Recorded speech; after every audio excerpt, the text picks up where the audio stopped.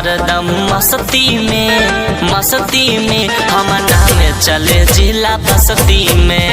रहिला हरदम मस्ती में हम नाम चले जिला बस्ती में।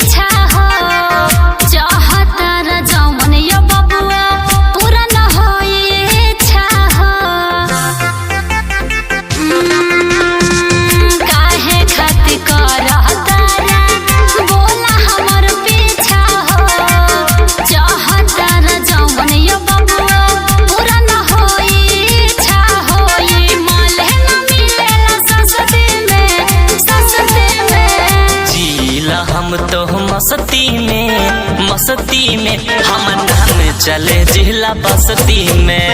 जिला हरदम मस्ती में हम नाम चले जिला बस्ती में।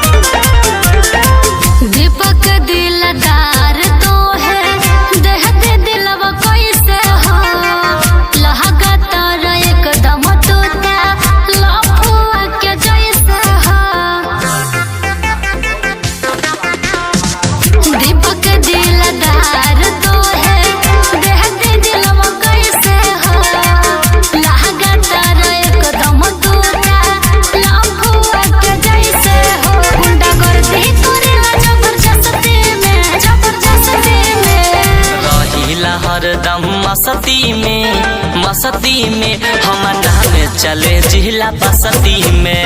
रहिला हरदम